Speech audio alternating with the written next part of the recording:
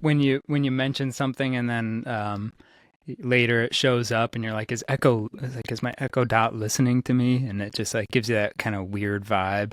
Like Gives how you a do they little wink know? and says, "Of course I am," because it's Yeah. here to Yeah, at serve least you I with wish it would be. what It'd you're be kind of looking funny if it was honest with you.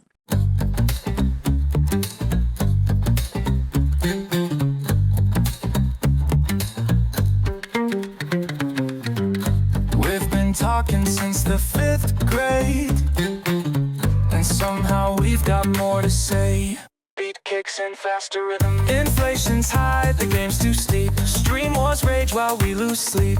Big tech's wild, the Fed's a mess. But let's start a party, I guess.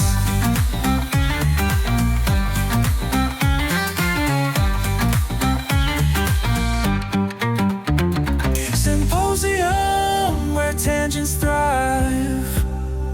Old friends talking, the takes collide. Symposium, no wrong or right. Just good conversation deep into the night. Yeah, we're still talking.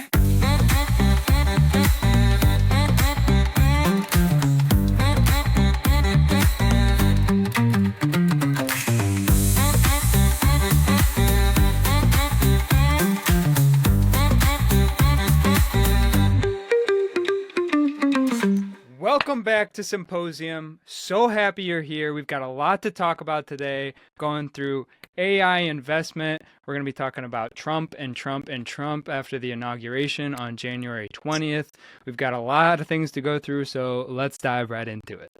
We've got at least three follow-ups from last time that I want to get to today, but also a lot of feedback from listeners and questions that people were asking. So I thought it'd be good to maybe start off with answering some questions about some stuff that we talked last time, and maybe follow up on a couple of things that we touched on too.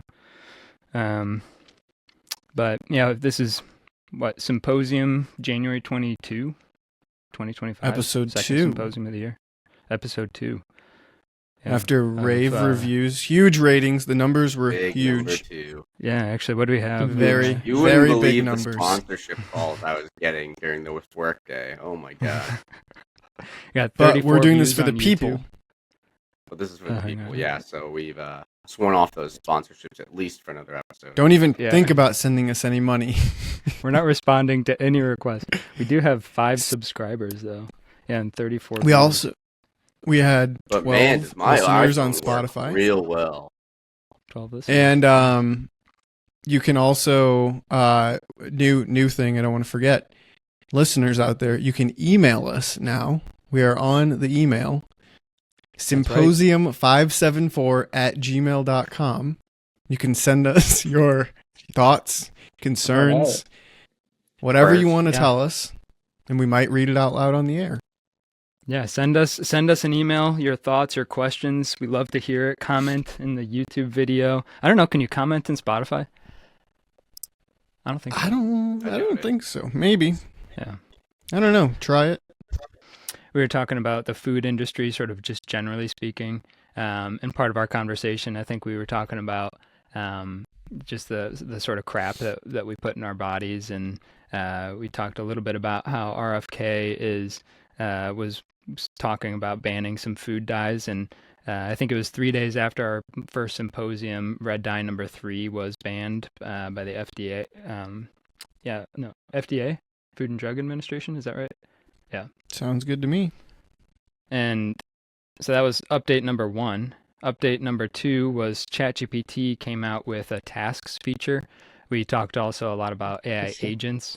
So, at what point can AI start to do things for you? It's like 2 days What are we later. going to talk about today? We're going I to tell know, for it's two. It's just going so fast. I think they must be watching and then coming up with these great ideas. And then the last one that we had here was actually sent in by one of our viewers, George C., talking about, is tokenization, this is a Forbes article, is tokenization the future of index and exchange traded funds? And this is talking a lot about, and actually a good segue into my article, which I guess I can get into after we go through the rest of these comments, but The Forbes article is talking about tokenization of exchange traded funds and just securities in general. So this immediately, for me, brings to mind cryptocurrency and meme coins and digital assets generally. But this was posted a couple days again after we were talking about tokenizing the world. The tokenizing in ETFs it's not like an ETF that has tokens like Bitcoin and Ethereum, which are types of cryptocurrencies. I think it's more like an ETF that tracks the S&P 500. Instead of being a security traded on the stock market, it would be a token itself that you would purchase rather than an ETF, I think is what this article is talking about. So instead of tracking cryptocurrency, it would be a token version of an ETF that you could buy today. I'm not sure what the advantages of that would be other than Like trading on the blockchain. or like a I think it's more like the ownership of the assets in the ETF instead of being in an ETF would be in a token. Like it would still be like an investment package, but instead of being like a stock that you would purchase, it would be a token. Honestly, I don't know. yeah, I don't. Okay, I don't here's know what the I'm benefit is, here's but- what I'm seeing. Basically, you're building an ETF on blockchain, and correct. so all the securities are owned with that or make up that ETF are owned within the blockchain, and so then you can sort of buy pieces of that on the chain. It's managed through that, and there's like complete transparency. They're saying like it has lower fees and costs because of that. You can trade 24/7. So maybe that's what this is referring to. It's more of like building the ETF with on the blockchain so that you can then buy and sell it that way. I don't know. I've never heard of this before, honestly. Yeah, it's to me it just seems like more of a, the ruckus that the financial industry, they're always making up new derivatives and new ways to package things and sell them to you. But that's different from like the tokens that like ChatGPT uses and when you run out of tokens when you're chatting, right? Yeah, I would say tokens are more of like just the input mechanism into a model. It's so not related to not related to ETF, more of just what is the whole like context of what you're trying to load into the model, and then that all gets split into tokens. Like if you give it a picture, every element of that picture or every certain amount of pixels it's going to be a token. And then all of those tokens, I'm not going to go down this rabbit hole, but I learned something new called vectors. It's an AI term related to vectors. We could dive into it some other time. It's much more technical. And basically, that's the way that like relationships are made between different elements and different words. So like a sentence like the Eiffel Tower is in Paris. Those words are all related to each other, and there's like a distance between those numbers. If you were to like put every number out in the world, and those numbers have like a proximity to them. And when you put tower and Paris together, you know that Eiffel's probably pretty close. That's how you get like generative suggestions in text. That's kind of and all that neat, kind of stuff. and that actually makes a lot of sense. I think that's probably a complicated concept, but at least because that's you could do that in a model pretty easily, right? Like you would be able to. I forgot what type of model it's called, but you have all those words together. It's kind of like a bubble model, and the words would be, tower and Eiffel are closer than tower and I don't know, pizza. Maybe that's a bad thing. Maybe a tower pizza. Like maybe those are actually closer than you think they are. But another day. That sounds like something that would be cool to talk about. That's kind of how generative language models like ChatGPT work, is just predicting the next most plausible word, which would sort of be like whatever word has whatever vector that's closest, maybe, or whatever sentence has a small vector. And basically, until you got like this level of machine learning and like computing power and the strength that these AI models now have, it was very hard and like very intensive to figure out the next word. The next comment was, it's very refreshing, and this is Maggie C. It's very refreshing and relieving almost to listen to these perspectives on AI. It made it a little less scary. And that was actually kind of a surprising feedback that I got from a number of different individuals, was this generalized anxiety around AI. And I think that's a lot of what we're talking about, is this sort of fear that they're going to take our jobs, and what the future looks like. And, I like to talk about what's real and what's not real on the internet. And there's kind of a lot of scary things, but I think it's really important, like you guys do a good job emphasizing also the massive potential that AI has, and how exciting it is for us as individuals to immerse yourself in it and to find where the future can take you, and really harness it. Throw some reins around this puppy, and it's to the next plow that's going to take you into the next industrial revolution. So I don't think it necessarily has to be a scary thing, but it is important to I think, address some of these questions head on, and the possibilities of where the future could go, so that we can focus more on the positives and the benefits and opportunities that we have in front of us. So thank you, Maggie C., for the comment. Before we move on, I want to add to the breaking news. Remember, you forgot to bring up the Netflix price hike. Because my article last week was about the prices of these streaming services. That's right. Thank you. Of course, Thank you. a week or two later, they raised the price. So if anybody's looking for possible breaking news that could happen, just listen to the podcast, and a month out, one of these, something's going to hit. So, we got to be careful. Do what you will. About. Or maybe intentional with what we talk about. I mean, let's not start out talking wars or anything like that, because God, that could go down. Every episode road. We start off with 100,000 subscribers, and all of our people want to put. What's the name of your lip balm, Austin? Aquifer is gonna get some product placement in here. Yeah. Yep. Drinkle, you'd be pretty, if you were a big Netflix shareholder, you should be glad that they raised prices. Yeah, because that's all they care about. You're absolutely right. They don't care about the consumer. They care about the stockholders. So just own equities. That's what I've been saying. That's a good point, Austin. Yeah, that's a way to subsidize your problem with your streaming services, is just own the companies. So then at least you're getting the benefit of every time there's a price hike. Presumably your stock goes up with it. Presumably, until eventually they hit that breaking point. God knows when that's going to be. Then your stock will go down. But I suppose you'll have more than made it up for it if you jump on the bandwagon right now. But, whatever. I'm still That is not investment advice. Not investment advice. It's just an entertainment only. I don't know that you never should buy hand that for Netflix stock today. Yeah. But maybe. The numbers are promising. You've only got like 6% of the globe on the platform. They still have a lot of upside. They can raise prices more, I guarantee it. They seem to have really good content, so I don't see why they can't keep winning. I've got a take on this. I'll wait until later. I think the topic's going to come up, but before we get to that, we're almost to the. Can you believe it? We're not even into the meat of the show yet. It's the listener, if you're still with us. Yeah. We have one talked more. about. This is going to be a quick. We got to comment. get this train on the tracks. This is going to be a quick comment. Katie C asks.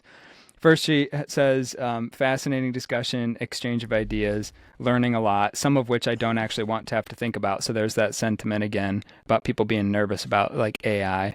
But she loves this forum because it's human to human, real conversation about important topics. Good stuff. And then she has a question in here. How do I opt out of targeted ads? Ooh, a little late for that. At this point, every single ad company has a profile on you. So what you can do is stop using the internet. Well, I mean, some places allow you to say, don't sell my stuff, which you're taking the word for them. But essentially, if you were to get out of targeted ads, it would just be, I guess, incorrect. Like they would have old details, but they're not going to give up your current profile on targeted ads. So you are in the system. You're going to be sold to. I guess some browsers do that. Can I ask Katie a follow-up question, Katie? That's her name, right? Katie C? Yep. It's funny how every one of our question askers has said the last name is C. No, Mike was M. Oh, okay. Well, I'm curious, Katie, if you'd like to reply back. Why do you want to opt out of targeted ads? Do you want to see stuff that's not relevant to you? I think the experience of targeted don't wanna ads see is anything. wonderful. You don't want to see I'm ads. actually That's on the different. other Is side your of complaint that. against ads, or is it Oops. against seeing things that you actually want? That's my question. Yeah, for like Katie. when you mention something and then later it shows up and you're like, is my Echo Dot listening to me? And it just like gives you that kind of weird vibe. Like, Gives how you a do they little wink know? and says, "Of course I am," because it's here Yeah. to Yeah, serve at least you I with wish it'd be what kind you're of funny if it was honest with you.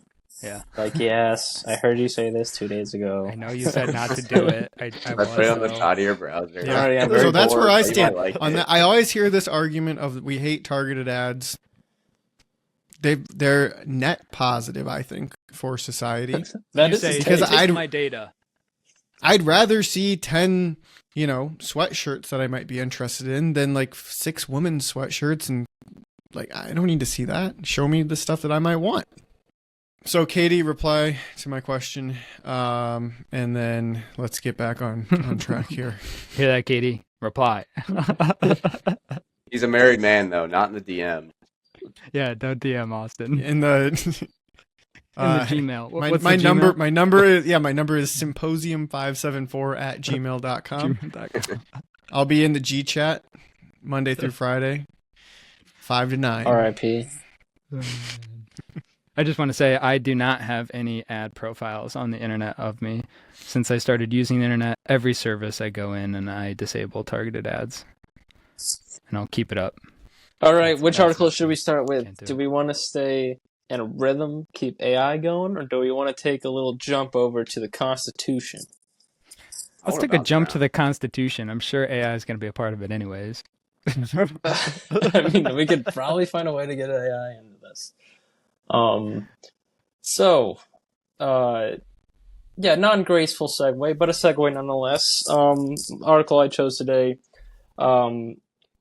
based on the current event with the inauguration coming into play. The inauguration day had 2 very interesting pardons going on.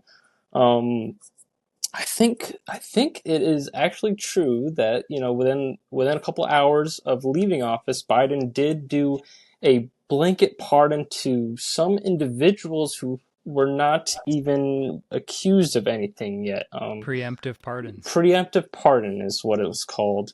And then Trump comes in, and I don't know if it's every single January 6th individual that was involved with the riot, but a vast majority of them got a pardon. They are now out of prison, or they have their sentences erased. So in the light of those recent events, I kind of was interested about what is the presidential pardon? What was the history of it? And this article dives into the history of the first time it was ever implemented. And you talk about going back, it's George Washington himself who was the first one to really implement a presidential pardon. It's kind of funny. We talk about presidential pardons like, this can't happen very often. No, it happens all the time. But he was the first one. He did it about to 2 men involved with the Whiskey Rebellion, which was the first, I guess you could say, large-scale uprising within the United States. So pretty big deal, but at the time, George Washington pardoned the 2 men, which was interesting. Apparently, they were the only 2 men found guilty in the rebellion of treason, and they were going to be sentenced to death. But then, he says, we need to come together as a nation, and, it's not worth ending these individuals' lives for what they did. They did something wrong, but let's not kill them. So the article just dives into a couple interesting kind of ideas of basically the pardon in the first place goes against the idea of a republic, because a republic is a system of laws, and the laws are supposed to be so straightforward that, you should know what the law is, and if you break the law, there will be consequences. But then you have this idea of an executive authority that can come in and just say, oh, no, actually, you're fine. Disregard the laws. So, opening up to the group, the idea of this pardon, I think, is very interesting, and this just needs to be talked about in a broader sense. Like, yes, you can have your opinions on Biden's pardon and Trump's pardon. Like, you could probably argue both sides for both individuals. But I wanted to kind of think about the pardon in general of like, do we think it's a good idea? Should we keep with the pardon? And then I guess the one thing that Biden did do that was never been done before is pardon individuals that have nothing, like like what do you say, Sam? A preemptive pardon. So like those are the kind of the topics, the pardon in general, and then the idea of a pre-pardon. Like there's something broken here, and I don't know if it's fixable, or what do you guys think is the route the country should take with the pardon in general? I would say that I have always thought the pardon was silly, and I haven't done much research into it, so I'm sure. I mean, you covered some of it. There's historical basis for it, but it has always seemed silly to me that you can just go and because you're the president, you could just decide if someone who broke the law is now worthy of being freed just because you say so. Like, is there any sort of like any other law or like executive order that the president tries to do? Could it technically get shot down by like the Senate and Congress if they tried? You can't pardon yourself under impeachment proceedings, and it has to be a federal crime. Those were the two ones that I confirmed are part of the pardon. Okay. So, yeah, I mean, it seems I don't understand the preemptive pardon. I don't know how you pardon someone. I was going to think the same thing because I'm not sure how you pardon someone who hasn't committed a crime. Because what are you pardoning in them of? Like, does that mean if they go and commit a crime that they can't get arrested for No, it? Like, so it's up until just to like get the facts out there about Biden's pardons. So on his final day, he pardoned basically some of his family members, his brother's wife, his sister, his other brother, Dr. Anthony Fauci, General Mark Milley, and the whole January 6th investigative committee within Congress. And basically they're pardoned for any wrongdoings that they did between 2014 and the day that the pardon was issued. And the pardons were issued 20 minutes before his term ended, is when it was released. The timing is just... Trump was already in the rotunda, ready for inauguration, when the pardons were released. Now, Biden says that he's just doing it just in case that Trump decides to unleash the Justice Department on these adversaries of Trump's, and that's the only reason. Obviously, but it begs the question for any preemptive pardon of like, what are you hiding then, right? Because why are you pardoning them? And this isn't a political podcast necessarily, but I would say that like the previous administration did their fair share of using the Department of Justice to look into their political adversaries. So I'm not a fan at all of how that happened. I think that preemptive pardons are a terrible and really dumb thing. The pardons in general, maybe there's a case for them on a case by case basis. I don't know. That's my initial stance. I know that Biden pardoned 8,000 people, which is about 6,000 more than anybody else. Now that is skewed because it's like 6,000 marijuana users that were pardoned in there. Yeah, and in like a blanket pardon, right? You know, yes, that makes a lot of sense to me. If the law changed, and you feel like those people have now served their time, like if you break a law, no matter what the law is, even if it changes over time, like marijuana use, like you knew you were breaking the law when you did it, so you deserve to reap the punishment for it, right? But if the law changes at some point, and we all agree that those people probably shouldn't be serving 30 years for having a bunch of weed, like, yeah, the pardon totally makes sense to me there. That one seems right. Like, we shouldn't have make these... So a little twist on that, though, Matt, is, okay, yeah, I think the majority of people would agree with you. But at that point, wouldn't you also get a pardon if that was in the hands of, like, the Senate in that case? Like, I feel like the Senate would also come to an agreement that pardon is okay. Why do you have to put it in the hands of an individual and this article kind of talks about it. The pardon is literally inherited from monarchy, like the idea that one individual has not only the sword of justice, but also the scales, right? Like, so it's like the judge and the jury.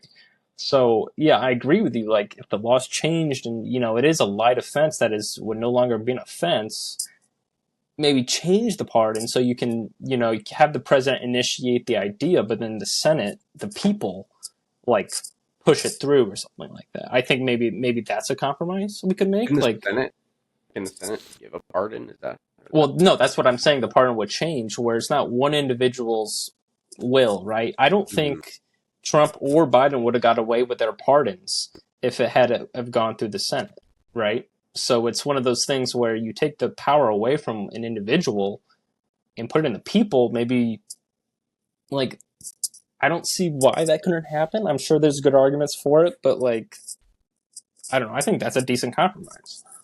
Yeah, no, I'm not arguing for the pardon. I'm actually against the pardon. I think the pardon is silly. It's always seemed silly to me. The fact that anybody who gets elected can just like change the decision that the justice system came up with. Like, it's a federal crime, so the justice system made their determination, and every lawyer has the option to then like refute and try to get it tried again, and like all these things get retried. Like, if you've been decided by the justice system that you've been in violation of our laws, then you shouldn't get the option for some guy to just come in and make, I don't want to say some guy, someone who was elected by the United States to just like change the outcome. Like, I know Trump just pardoned the Silk Road guy. Have you guys seen that?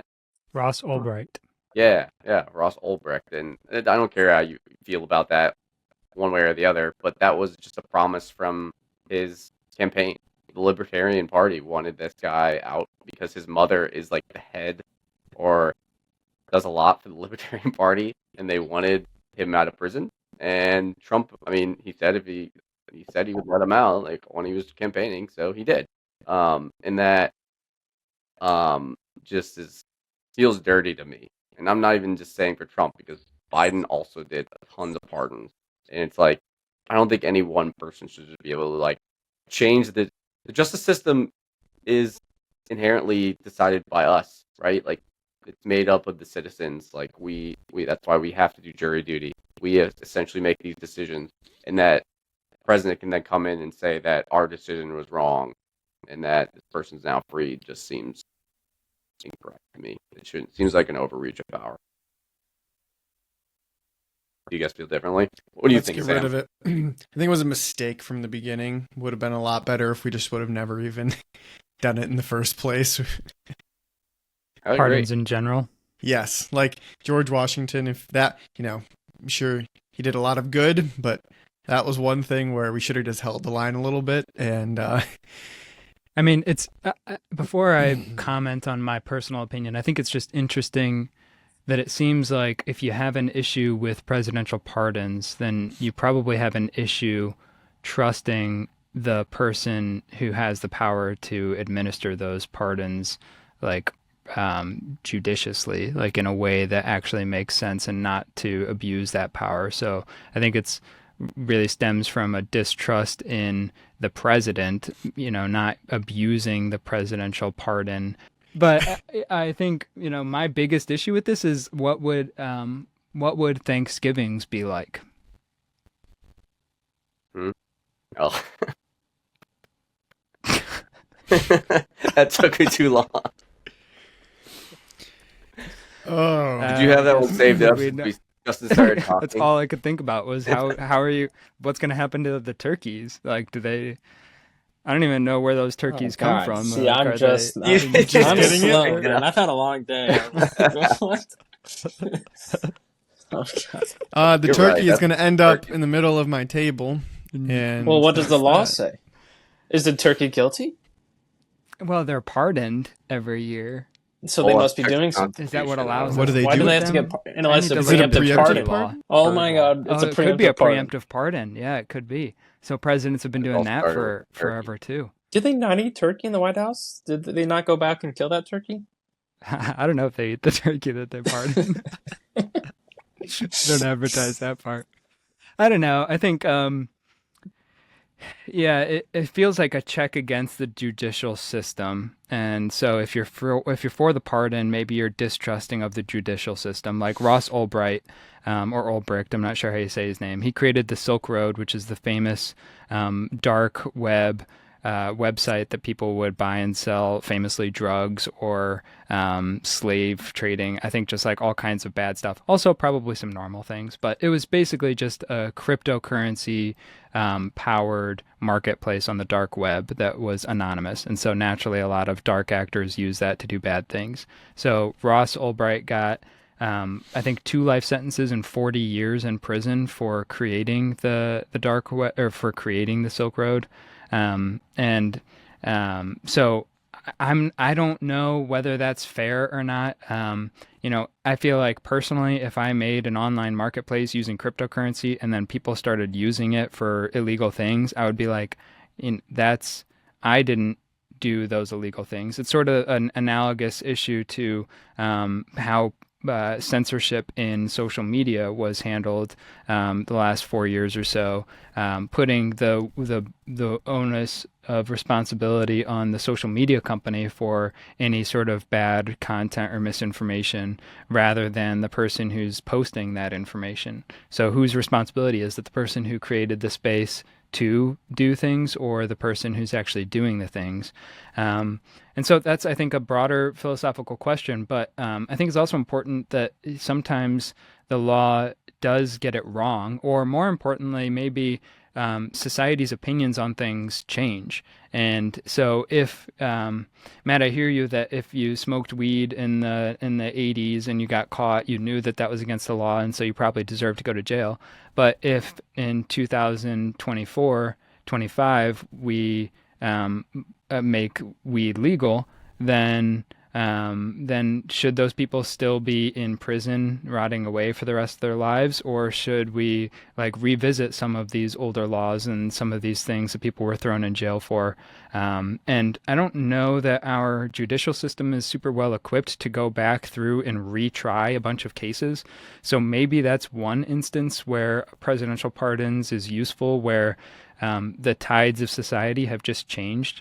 And while we were following the system correctly at the time of the opinion, now that things have changed, we're looking to revisit it and restore these people's lives. Maybe that's an okay use of pardons. Would you guys be okay with that kind of thing? Well, take it out of one person's hands. I agree with your sentiment, but it's just like, then get it back to the Senate. Like, the article does go into a little bit of why that's a bad idea. Like, you could never get a Senate to agree on because that's, instead of one person's feelings, that's, 50 or 100 individuals' opinions having to come together. So, like, I don't know, you probably have to do something like 2/3, but I just think there's got to be a way to get out of one could you person's make it hands. more? That's the Could you point, make it more right? popular? Yeah, well, that's the point. If society has really changed enough for us to agree The that Senate would the be weed the dealers, society. what I'm saying is, like, if pardon is literally saying that these people are off the hook from the crime they committed, so if it's popular enough, then it should be able to go to the Senate or Congress or whoever it needs to vote on it, and they should be able to get it. Because if it's really a popular agreement, then there will be enough people to vote on it. We shouldn't allow it just to be one person to make that decision, because these are one-off cases. A pardon is for one person, and that's why like the one with Biden is so like crazy that he had like 6,000 people for smoking weed. Is like that. He didn't also even cast pardoned his so many son, who myths. had been convicted of 3 felonies. That was wild. Yeah. After saying 100 times he's absolutely not going to pardon. Yeah, Like- I think it's a case of bad taste in our mouths. Like, Yeah. we've seen 2 presidents, and this is Sam's point, immediately use the pardon in questionable ways. Mm-hmm. So maybe we're just, biased right now, recency bias. But I would. But think we actions just like that are get going to there. ruin it. Actions like it is no. The reason why, ever since the first pardon, you could draw a line essentially. I'm sure that there are dips in it, but it's a pretty linear relationship between like probably the amount of controversy around pardons and just the passage of time. I sound like Kamala Harris. Right. It's just going to get more and more and more and more controversial because of things now. It's like, okay, well, Biden did that, Trump did that, I can do this. right? No one's you're gonna just abuse the power over and over and over. Well, Trump also did a pardon on like multiple of his cabinet members that got convicted of crimes when he was president. When he left, That's Austin's point, is like, yeah, it's just a cycle. it's They a all do it. snowball. Like, the more it's okay to just pardon, your buddies, then the more everybody's going to do it, right? Yeah.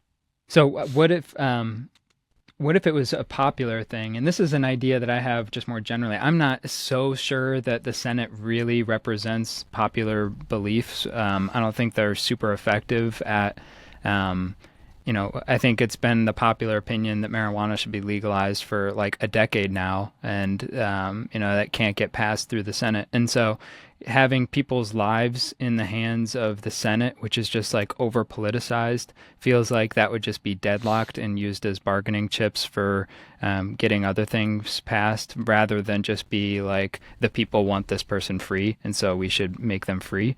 So what if we had it truly in the people's hands, where, and this is, sorry, I live 20 years in the future, but having National referendum. yeah, kind of. But having a system like electronic voting that was biometrically tied, that you could just take a poll of the people, and then the people themselves could pardon individuals if they thought that they were wrongfully convicted by the government. I think that's interesting. Probably, It well, is interesting. Well, I mean, it's the same argument they make for like voting and how we can Yeah, never have it popular. electronic because everyone's just gonna call into question the legitimacy of it. I don't think you're wrong. I like ideas like that because it's easy to shoot stuff down like that for people's reasons. Like I said, with voting, like people think there's no fair way of doing it because people just always say that people were hacked or something. But we have to come up with new ideas. Someone has to come up with these, and we have to try and implement things, or they'll never be changed. So I found that's interesting. I don't know. I think with pardoning, I don't mind it being in the Senate and being deadlocked because that's a big thing. Like someone just wiping out people's crimes, I feel like is a big deal. Like they were convicted by their peers for committing a crime against the government or against our country, or So it's not like- convicted yet. or not convicted yet. Yeah, that's weird. Yeah, that's very weird. But I feel like it shouldn't be easy. It shouldn't just be a signature and it's like, okay, that person is now free. Yeah, No. just- Maybe I It feel feels differently so if I weird. had a family member that was in prison or something like. Yeah, I mean, if that your wanted son them was to about to pardon. go to prison, you would probably Yeah. I understand the point. I think that the fact that it's even an option on the table is the problem, because if you put it on the table, people are gonna take it. It's Because like, what does anti-democratic. What does Joe Biden have to lose? Of course he's gonna want to look out for his family. Yeah, and he's got a do that. 24-hour news cycle to endure. Yeah, I mean, He's so got- it's like whatever. He's off to wherever, and we'll never hear from him again. I think in California on a wine tour, actually, is where he is. Oh, Wow. that sounds Yeah. lovely. California's burning now, so Yeah, Sam, your Staying idea with is it. like you're our. We need to come up with like nicknames for everybody, and Sam is our like Future czar? futurist. future Future czar. Yeah, Sam is the future czar. It's I a good accept. idea. I think I would just remind everyone that we live in a democratic republic, and so it is not a democracy where everyone does really have a vote like we would hope. We have to let our decisions be made through elected officials. And the elected officials would never allow us to have a system where we could all just potentially pardon people who have been convicted. That's my take. I don't ever see like the power being shifted to the people in that way to be able to make those types of decisions via an app. So this is Would be where difficult. I could get myself into a little bit of trouble, but if This that's is where it how it gets good. should be, then why don't we build that system that works that way? Like if we live in a republic that will never allow us to have control over how we're ruled, then why don't we build a system that looks different and we are able to truly democratically rule ourselves? I think the cryptocurrency and blockchain technology is one potential avenue that I see for a way to to self-govern. I mean, that's the whole point of blockchain technology, is to decentralize whatever industry that it's a part of. And I think that it could adequately decentralize governance. I think that governance could be spread across people themselves. And I don't know exactly how that system would necessarily work, but if we've got all these issues with the way that we're represented and the way that our representatives are using their power or not using their power, I think that we should probably start considering, and I'm not saying we need to like throw the baby out with the bathwater and just burn the whole system down. I think it's easy to jump to that conclusion. Like, you should certainly try and make changes, but at a certain point, like, when do you work on an actual new system and try and build something that that like serves your actual interests and your actual needs, more so than what we have now? What's stopping us from dreaming and like trying, other than you're not allowed to, or there's already a system in place? So I think, yeah, if we had the opportunity to democratically self-govern and handle some of these things a little differently, that would be really interesting.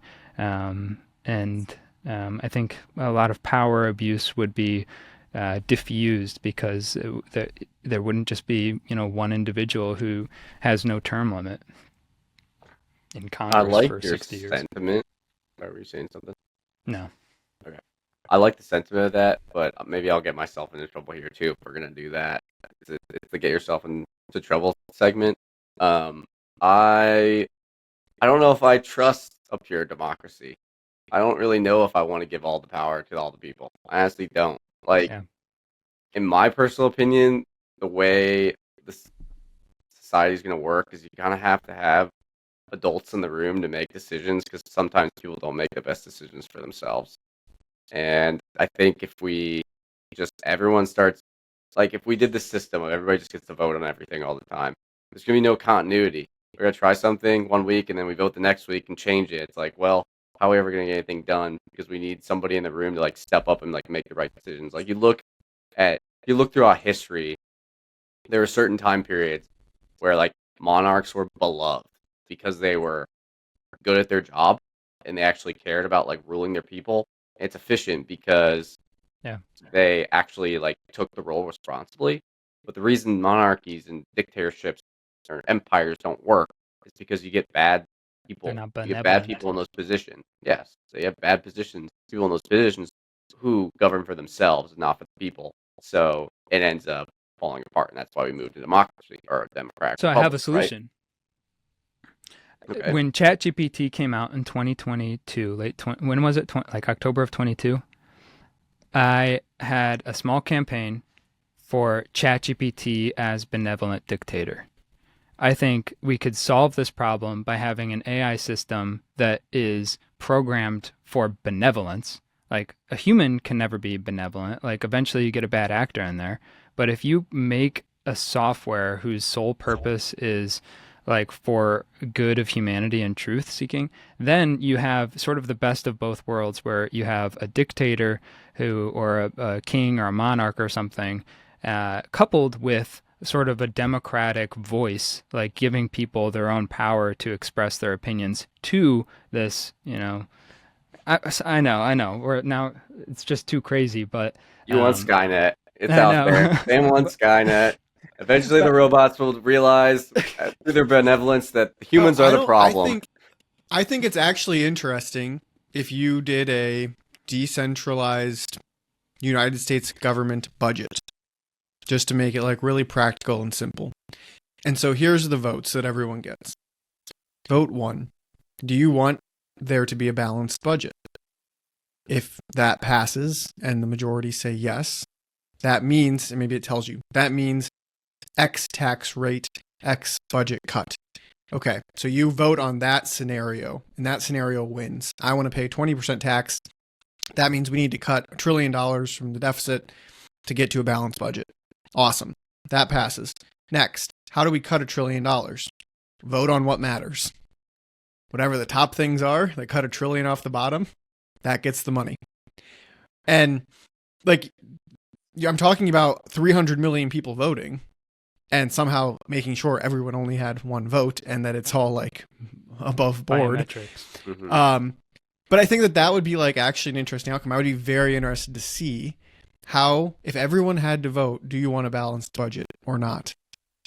What that vote would be. Because it could go the other way, where everybody says no, and I want to spend maximum, and everybody just votes to spend as much as possible. Because you could still obviously you could still go down that route though.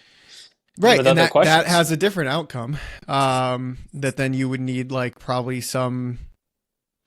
I don't know. That's where like would we self-destruct given that opportunity? Because Right. I do think that the beauty of the United States is the inefficiency and the shit and like everything we complain about how everything doesn't work right and is slow is actually what keeps us alive potentially. It is One that back and definitely, forth. It is I the would agree checks with and that. balances. It's the fact that we are basically 50-50 that keeps us sane. And I don't know if we would like lose that if we took it away. I would love to run the experiment, but I think that the result of the experiment could be catastrophe. It would be kind of scary because the above board thing I was thinking about a little, Austin. Like, you would quickly have influencers. Imagine like their role in society at that point. Like, that would be crazy to think about in those situations. You'd have someone with 50 million followers, and now Taylor Swift is essentially Vote this running way. these questions. Like, Well, instead of Amazon or instead of Apple lobbying to the U.S. government, now they're That's lobbying true. to Taylor Swift. and you could argue the U.S. government's not any, like, they're not great at making decisions. Like, why not have a normal citizen? Granted, influencers. And now this might get in trouble segment. You have to be narcissistic to be like have that many followers and like function on the daily basis and enjoy your life, right? Like, there's a part of you that's a narcissist, but like that's what it would be. You would have these massive followers, and But in kind of where reality, Matthew, like we need some adults in the room here. I don't know. but we saw all of those massive influencers support Joe Biden, and that didn't work. So I do wonder, like, if yeah. I do wonder, What like, didn't work, if what? You mean Kamala? if the Kamala. or excuse Yeah, me, yeah. Kamala, Joe Biden, then Kamala. He tried. They supported Kamala, and Taylor Swift specifically and generally. right. Yeah, And then they lost. And so I'm saying like you have like 100, you have 500 people in that Congress. was not popular. That was not the popular vote, though. That was a Donald Trump won the representative. popular vote.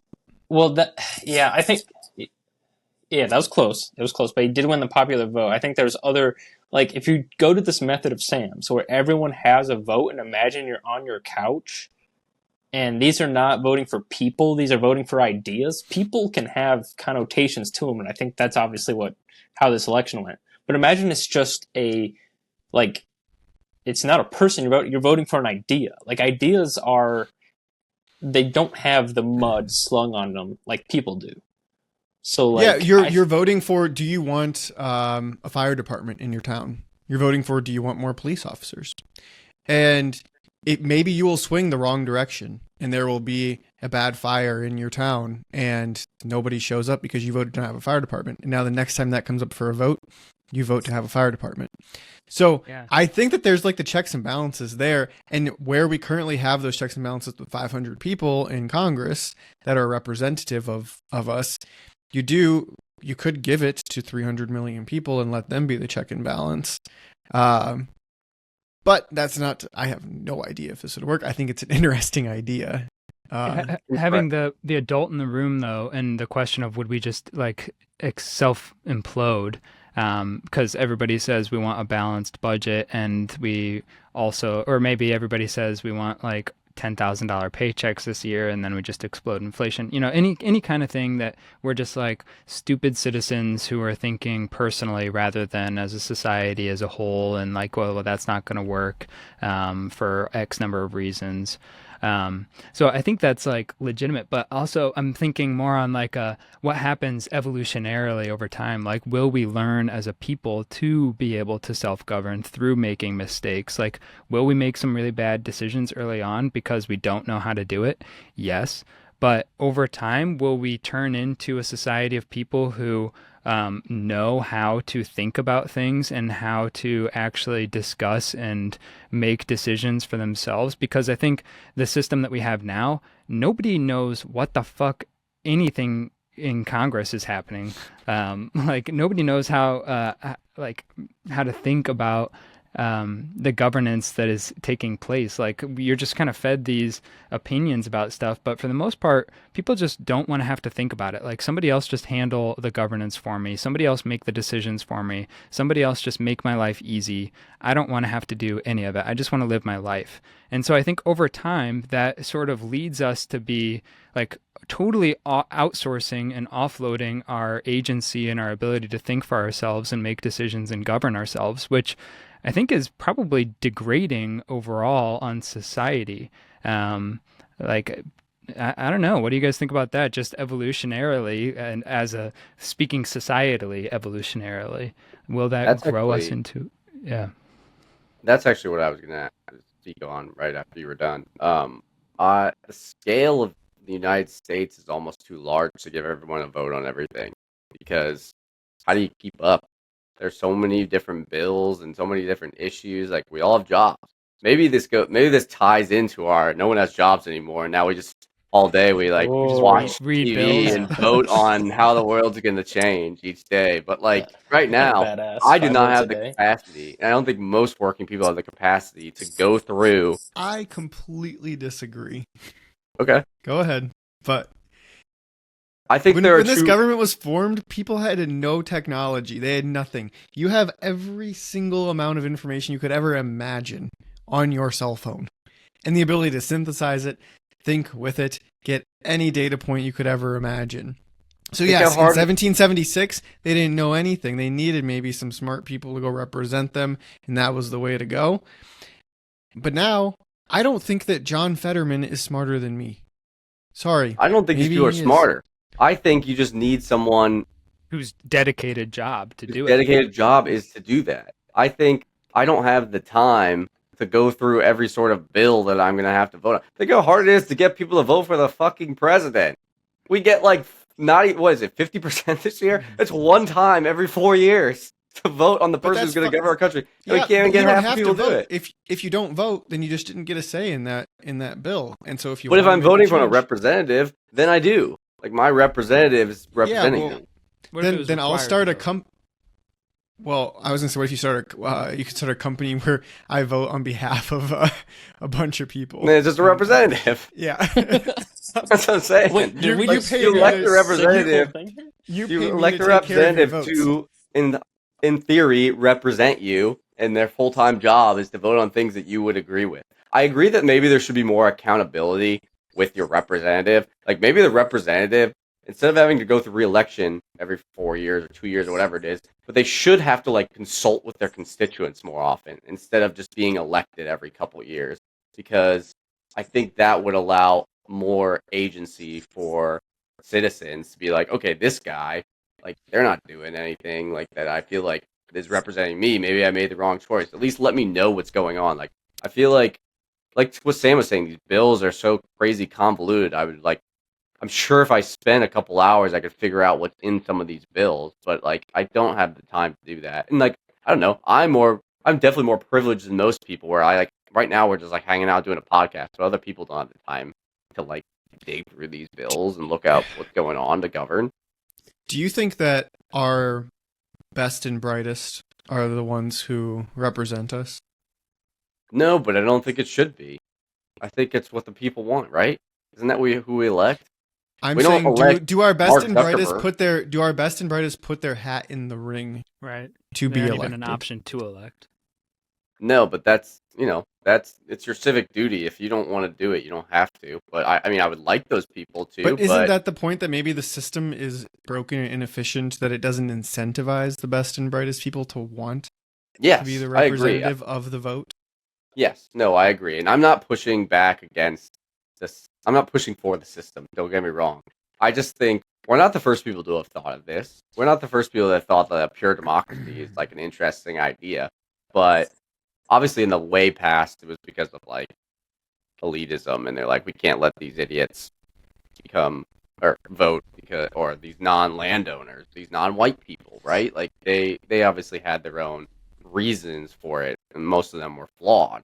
Not all of them were flawed, but I think opening up every decision to the people, I just don't know if you even get much. You get much response. Like I said, it's hard enough to get people to vote for the president.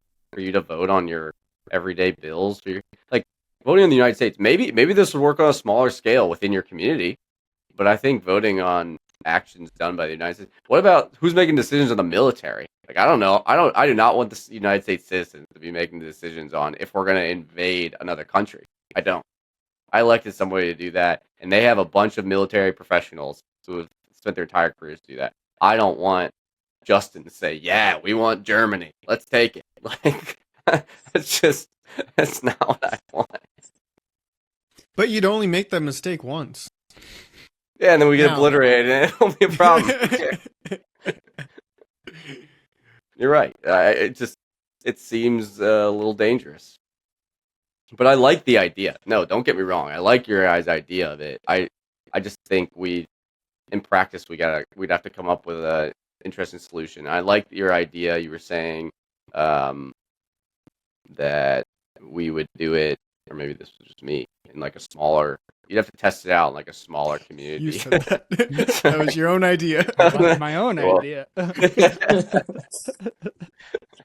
I like the basis of your guys' idea, but I would like. No, I was gonna say more like Sam's and how you do it on a deregulated platform where use like sort of like biometric, which I don't know if you'd ever get people to agree to do, but that seems like the safest or like most decentralized way that would be the least biased way. But you have to implement it on a smaller scale to see if it would work in like a small community to see if people would go for it. Which is the primary reason I would accept an offer to go to Mars, by the way. But what about if we had like go to Mars and like try and do civilization a little differently? Oh yeah, okay. Yeah, But it'll be in Sam's image, right. or like his ideas. In futures, He's gonna have his own Mount Rushmore of just 4 Sam heads. So up there. I'll just maybe to close a loop. Closing very the interesting. pardon. Oh yeah. Yeah, I guess this isn't even my closing the loop is not even about pardons. But to close it with a flavor of AI in some type of governance. The last 2 days, there's been 2 stories around a place called Alset AI Ventures and then BlackRock, which you may have heard of. Both are adding an AI member to their investment committees. Interesting. So they are going to give their Like a AI board, essentially governance. right a form of governance. Initially, it is a non-voting role. Oh, a voting role. But they're AI? finding that the AI does in this one instance, this Alset Ventures, it said it makes the same decision as they have like a 5-person investment committee, and they're going to add this AI to it, and like 80% of the time it makes the same decision as the people do, but 20% it misses or it doesn't make the same decision, and But it's it ends up mostly being around. correct in those 20%. Well, maybe it said its biggest issue is like interpersonal understanding, like just the gut feeling of like this is a great doesn't have a entrepreneur. heart. It doesn't have a heart, but they're saying that they're developing a heart for it, and they're going to give it a voting share here eventually. So That's man. crazy. That's fascinating. That's really The naivety of human beings. that's I think that's governance, and that is AI playing a role in it. So having small scale. That's a kind of shady form of governance that we agree to is the way that our companies are governed, because we have to follow the rules that these companies set in place, which is put in place by their board, which is put in place by their shareholders, and their shareholders are often BlackRock, people who have the most amount of money. So they're putting people in place on these boards of companies to make decisions about how they're run, which directly impacts your life. But you didn't elect any of those people. You didn't elect the people who told you how Facebook operates or how, these windmill companies and what they do. The people on the board decide what happens, and the shareholders decide who's on the board. And the people who have the shares are the big banks, and you didn't elect them. So just kind of fascinating, subversive kind of governance there. And it's interesting that they're the first ones to try and implement AI governance too. So, yeah, thanks for that, Austin. Let's Let's close move out the on pardon. to. You got one more thing, Matt, and then let's move No, on to I the was just next gonna say topic. let's close out the pardon. I think we all kind of agreed Move that the on. pardon seems silly. Yeah. Pardons, get them out of here. We stay on Trump, Matt. Your topic was similar Yeah, what kind did I of say? usage of presidential powers. Yes, this is my article is related to the TikTok ban. I personally don't use TikTok, so this didn't really impact my day-to-day life at all. But I found, and I don't really have an opinion. I don't know what the Supreme Court saw that said we should ban it, but they all agreed. It was literally 8-0, or yeah, 8-0 on the vote that we should ban TikTok. And so they must have saw something in the evidence saying that the data from TikTok is somehow going to China and is a security threat to U.S. citizens. I don't care which side you fall on, if you agree if it should have been banned, shouldn't have been banned. What I find interesting is the Supreme Court ruled that TikTok is banned. They are the supreme law in the land. And Trump said no. There's no precedent in U.S. history where the president has not enforced the law decided by the Supreme Court. At the end of the day, the president has to be the one to enforce a decision. Technically, the Supreme Court can do whatever they want. They can say that murder is illegal, but if the president of the United States does not tell essentially the military to enforce this law, then it doesn't get enforced. I know within the decision for the Supreme Court, they said there's like they can have a 90-day extension if there is actually a buyer in place. But from everything that I've read, there's no buyer in place currently. Trump said that he likes TikTok and that he thinks there's a bunch of billionaires that would like to buy it. And if that's the case, great, and we can sell it. They can sell it. I don't know if TikTok has any interest in selling. I don't think they do. But the slant or the focus of this article that I found is interesting is the precedent of the Supreme Court making a decision and the president having to enforce that decision. There's never been any president that hasn't enforced the law given by the Supreme Court. For example, when like really do like granular to the idea that the president is the one who has to enforce laws is look at when they started desegregating schools. And I can't remember her name. There's the little black girl who had to be escorted to school by like FBI agents and stuff because the state was like, no, we're not going to allow this. We don't want to desegregate our schools. But the Supreme Court ruled that as a nation, we are desegregating. So you are going to be forced to allow this girl to go to your school. And the way they did that is the president said, we're sending troops. We're sending our law enforcement agencies to escort this girl, and she's going to go to our schools. Because at the end of the day, the only way laws are enforced are through military might. We agree on most laws, and no one really does anything about it, right? Like, once a rule is made, you just accept it. But if there's enough pushback by, like, a state, like in that case, during the Civil Rights Movement, you literally have to send the military in. And historically, the president has always agreed with whatever the Supreme Court decides because that's your job. When you're the president, you accept that the Supreme Court was put in place to make these decisions to then you enforce those laws. This didn't happen. And this is because I don't even think in this case with the TikTok, it's that even like the issue of TikTok is not a big deal. But I think the issue of potentially a president not enforcing a decision by the Supreme Court is a fascinating one. In this case, I don't find TikTok I don't know if it's dangerous or not. I don't really care about TikTok, and I don't even care about like the overall issues with TikTok. But I just think the idea of a president potentially not enforcing a law that was determined by the Supreme Court is a slippery slope. and it's something that I just like to keep my eye on in the future. But this one's kind of weak because it's like a 90-day extension. He's not essentially 75. 75-day. Thank you. Oh no, you know what? The law I think said 75, but like 90 is what Trump gave in his executive order. So even that like kind of conflicted from what I remember. But it's nothing I'd ever thought of before, where like the president at the end of the day has to be the one that enforces the laws, and if he doesn't, then there's no precedent for it. We've never seen it happen. So what happens? So Yeah. if I find it to be fascinating, something that we need to think on, something that we want to keep our eye on, because if a Supreme Court makes a decision, it's supposed to be the final ruling, but essentially it wasn't in this case. It's almost like a pardon, like another overruling of the judicial system. I think this is classic Trump.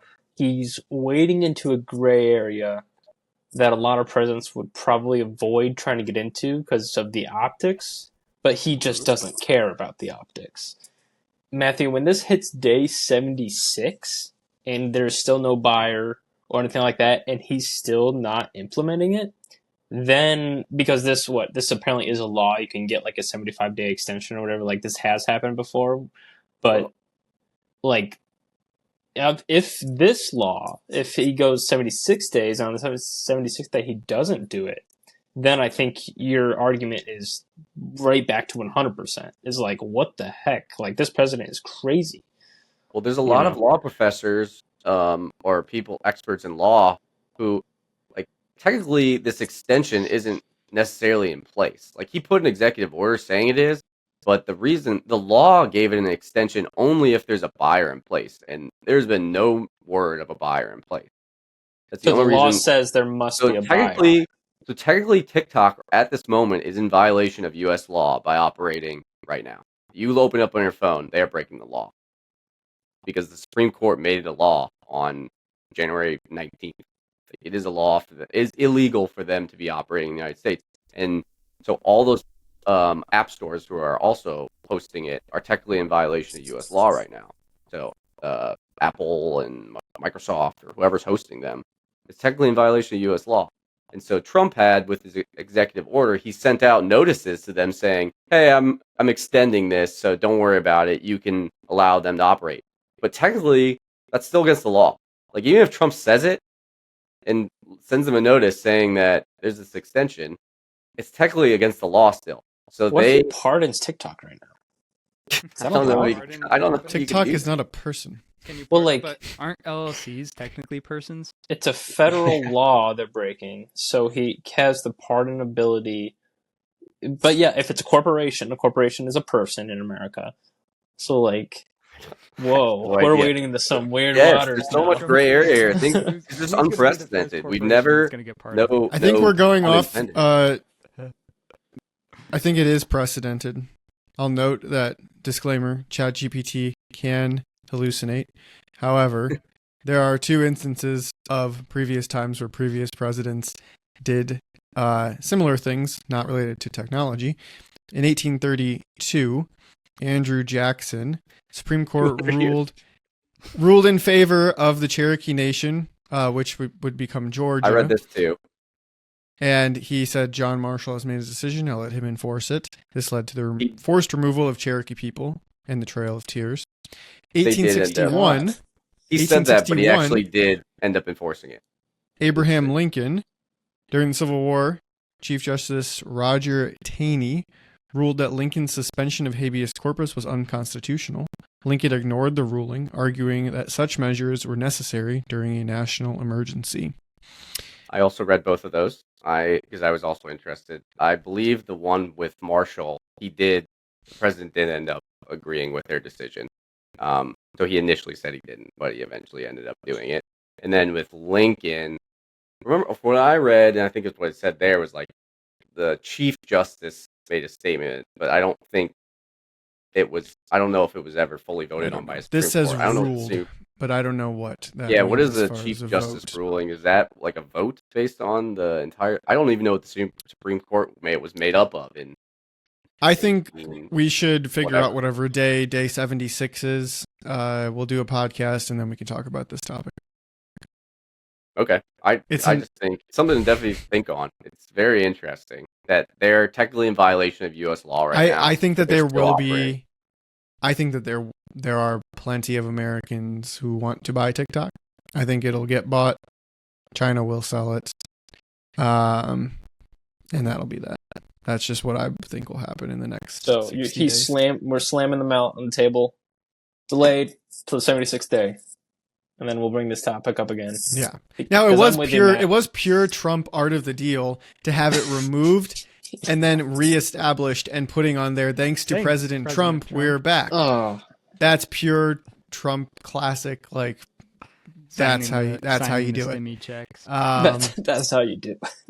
But of all the things I'm concerned about in the world, this law breaking is probably not very high for me right now. And that was Trump's comment. He said, it's primarily kids who are using this app. So, if China's influencing the kids, I feel like there's bigger issues that he wants to face, which I That's thought, my point. okay, it's kind of interesting take. Not sure that I agree with it, but I'm less concerned about the legality. I'm more concerned about whatever the hell everybody saw that made them say we need to get rid of this thing. That's what I was going to say is like, okay, so if it's that dangerous that it needs to be banned, then is it doing potentially a ton of damage in these 75 days that it is being extended?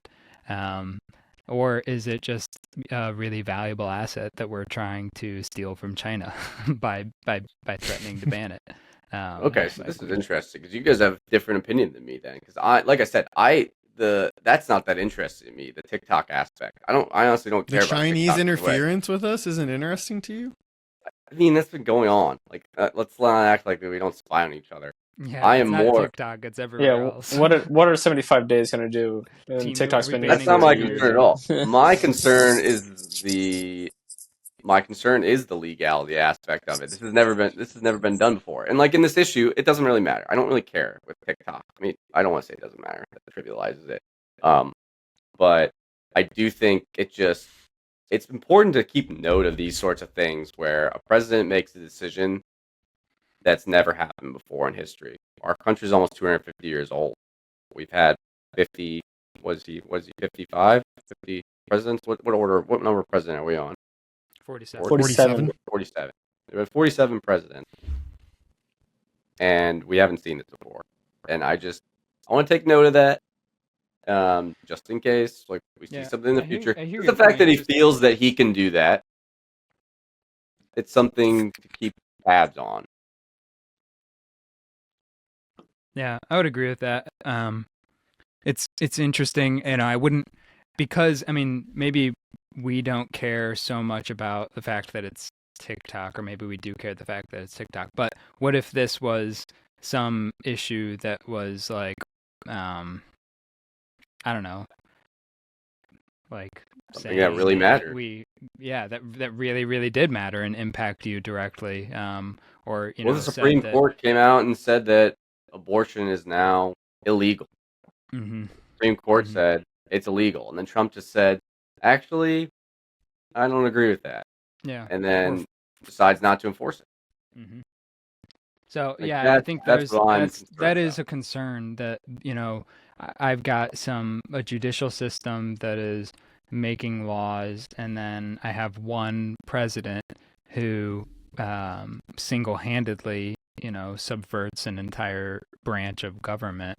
I think that is a valid concern and worth noting, and definitely that's not something that I hear really.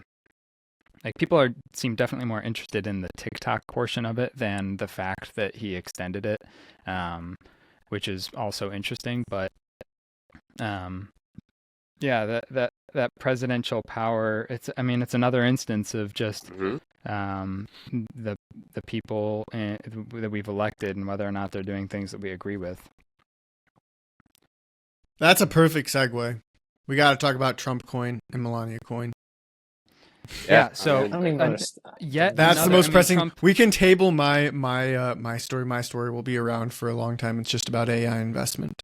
We got to talk about the pressing matter of Trump coin. No, and we'll Melania get coin. to your story. I think it's relevant to the overall conversation, and maybe will help tie in a lot of the stuff that we're talking about. But so today's the 22nd. Inauguration was on the 20th. I think it was the 17th. So 3 days before the inauguration of President Donald Trump, he posts on Twitter that they just made the official Trump meme coin, and posted an address to go and purchase this meme coin. So if you don't know what meme coins are or cryptocurrency in general, I want to really quickly do an overview of cryptocurrency, and then talk about what this meme coin is, and discuss the legality and some of the potential issues involved with Trump doing something like this.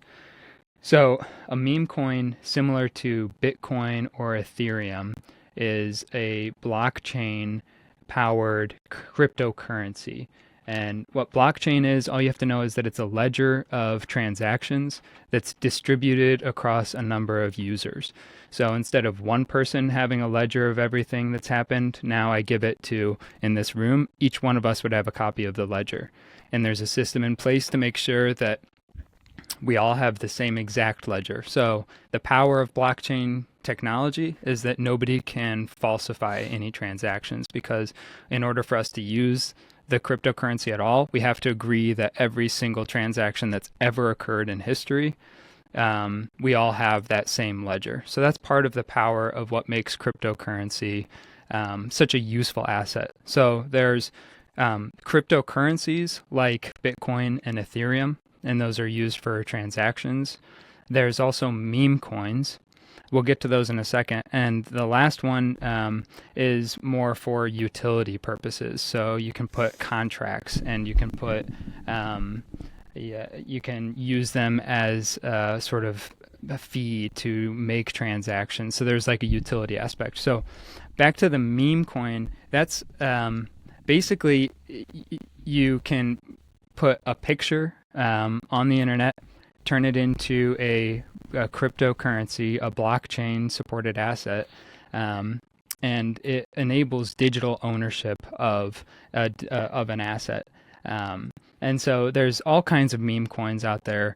Be really careful if you look into meme coins or decide to invest. They're highly volatile, extremely speculative, and there's no underlying utility to them, like an actual cryptocurrency like Bitcoin or another currency or blockchain supported asset that actually does something. It's all that it is speculation and following sort of market sentiment or some sort of social phenomenon. And you can buy a Trump meme coin for a penny, and somebody else could buy that Trump meme coin from you for 2 pennies. And so similar to any other sort of asset that you could own, like in the stock market or Bitcoin, the price fluctuates pretty wildly. And so people will speculate on these, and oftentimes make like 10,000% returns, like really insane returns, because they start out completely worthless. But if there's a limited supply, the value will just skyrocket. But there's nothing supporting that value. It's sort of like a Ponzi scheme. And so the Trump on January 17th comes out with his own official Trump meme coin, and there's a billion of them that exist. Only 200 million of them are in supply. And the first 24 hours that it existed, the coin reached, this says $43, but actually by the 20th, it was $75 per coin. So if you bought this right when Trump announced it for less than $1, and 48 hours later it's worth $75, that's a really significant return. But more importantly, the 800 million coins that are not in circulation, because there's a billion that exist but only 200 million are available to be bought and sold, are still in control of whoever created the cryptocurrency. or the meme coin. So in this specific instance, there's I think two owners of the coin, and it's a little unclear who like Trump's actual involvement. Actually, I think just today or yesterday he was asked by reporters about the meme coin, and he said, "I really don't know much about it, but I heard that it's doing well. Like, what's the price today?" But doing this 3 days before he's elected, while it's just wild, like this is, there's things called Fartcoin. Okay, there's things called, it's just like you could go on there and make anything, and people get scammed all the time. You probably hear about some celebrities. Jake Paul famously scammed a bunch of people. Haley Welch, using Haktua. And Haktua recently, yeah, she sort of disappeared. Yeah, we're filling that vacuum of the podcast space. Yes, that Haktua left behind. That's the fan base we're looking for. We're trying to siphon off from the Hawk to get people, get them on. We need what's going to be our Haktua moment, like our viral sensation. Austin, you're going to say something that just gets you into a lot of trouble. You're going to lose your job. And and I will rely on the fan base if I lose my job. And then you make a meme coin and you capitalize on that virality. Bang. Yeah. But interestingly, Haktua was her podcast was funded by Jake Paul's media company, and Jake Paul made a ton of money doing a rug pull with meme coins, and Haktua follows the same exact playbook and makes a ton of money with these meme coins. So I think my big concern here with the Trump coin, not just like the legality of ownership, like a lot of presidents have to divest of their ownership in things before they become president, so that there's, not any sort of conflict of interest. Yeah, exactly. And so like there's that, but I read an argument that now there's a way to anonymously support Trump by running up the price of Trump coin by buying a large portion of the supply. The companies that own Trump coin, the supply that doesn't exist, can then sell into that supply, and they've just raised, the valuation of Trump coin was over $10 billion. Like, that's more than a lot of public companies for something that is essentially just a JPEG picture on the internet. But $10 billion. So now the concern is that foreign governments have the ability to bribe Trump by using this digital currency, by using this meme coin.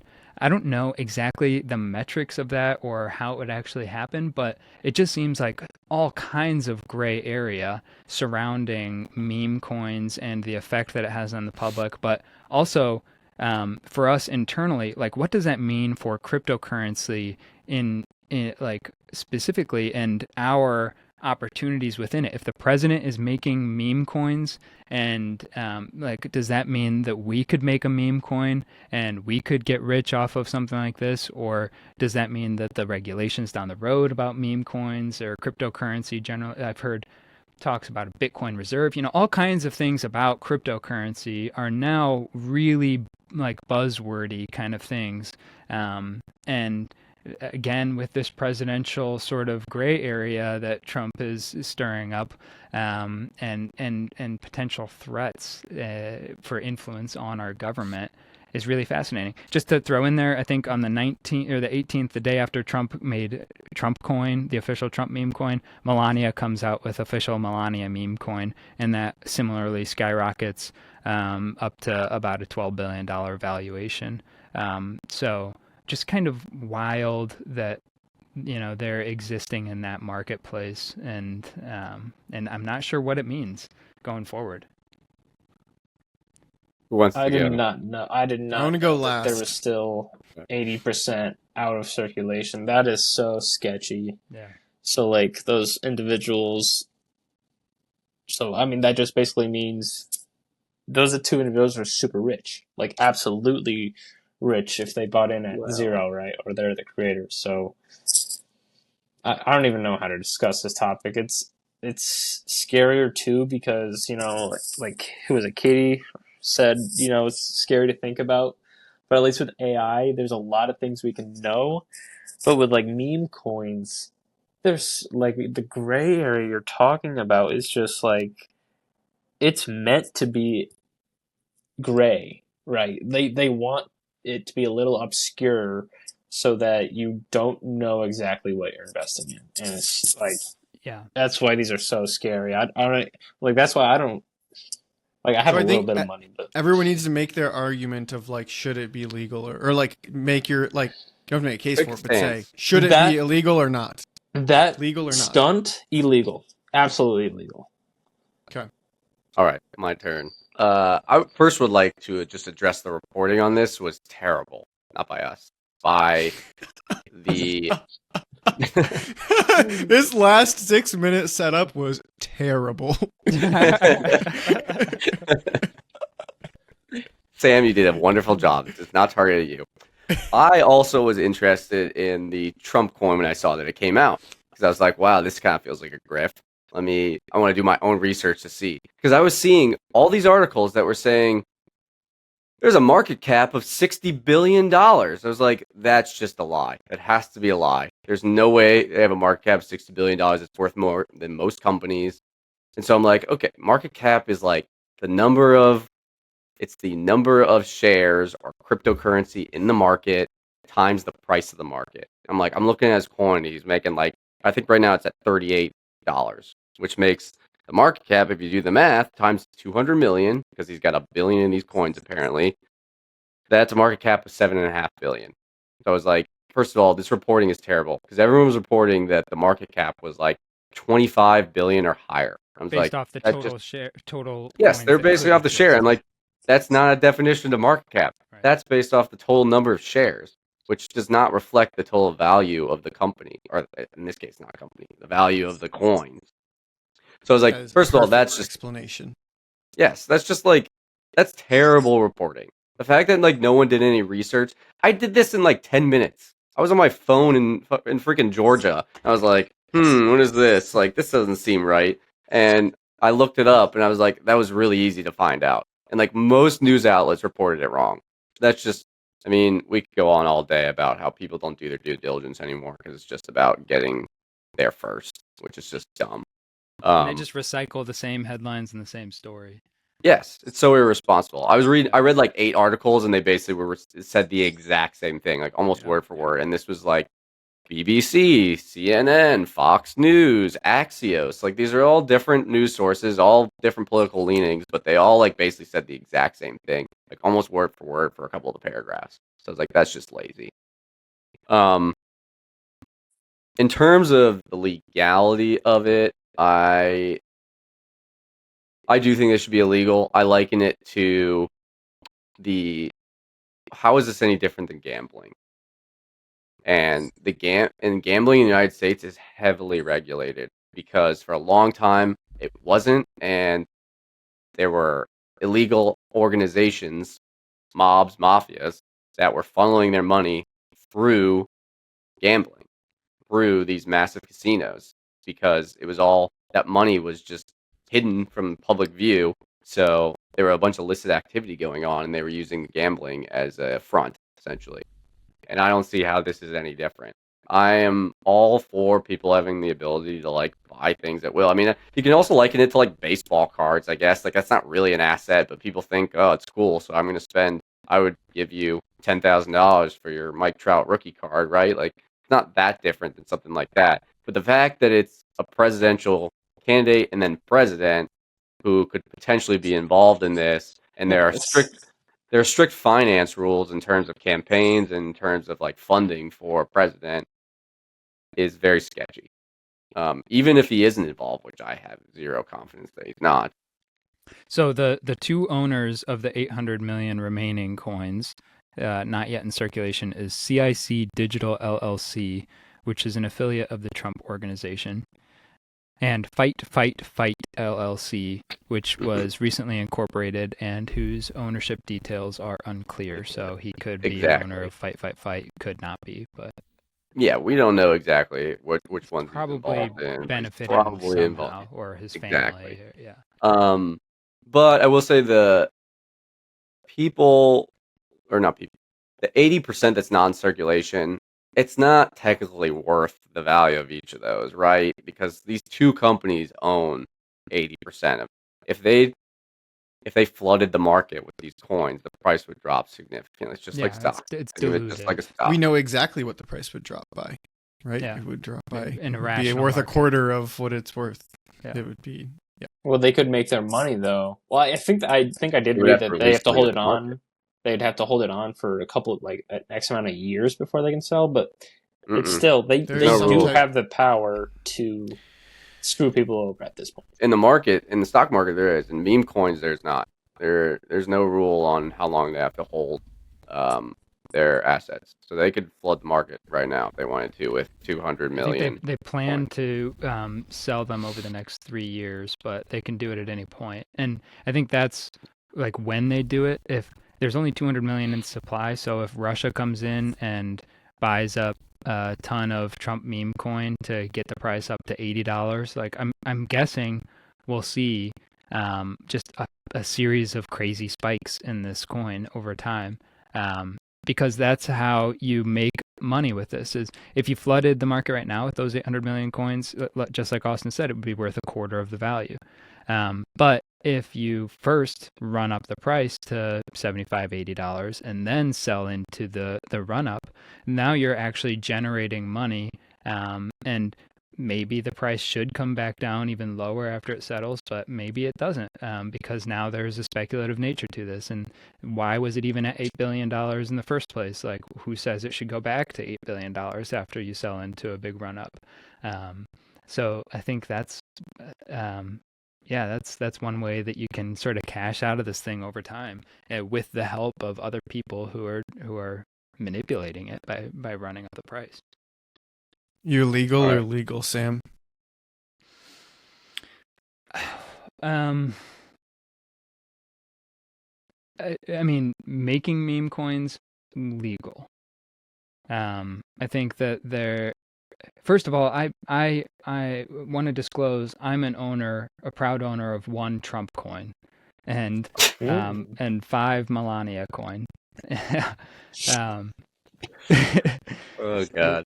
Amounts Are you to a in total the red, of $80. or did you get Yeah, I get think I'm in down before? like 9%. No, I bought it after the run up, just to be All-time part of high. this. Sam's specialty, buying at the all-time high. That's Futurist. I have to disclose, I am probably one of the luckiest people alive. Like, things just kind of tend to go my way, except for when I need luck.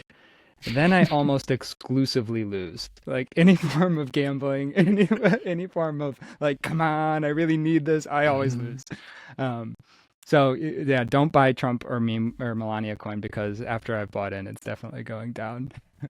But I have to say, navigating now, I think Robinhood and Webull and maybe a couple of other investing places. I think Coinbase just announced that they hold Trump coin, but it's traded on the Solana blockchain. And in order to even like buy Trump coin, you first have to get US dollars or whatever your currency is, convert it into Solana cryptocurrency, and then you have to swap your Solana cryptocurrency for this coin, for this meme coin. And so you're like 2 levels removed from the US dollar. And you have to use things called blockchain or cryptocurrency wallets.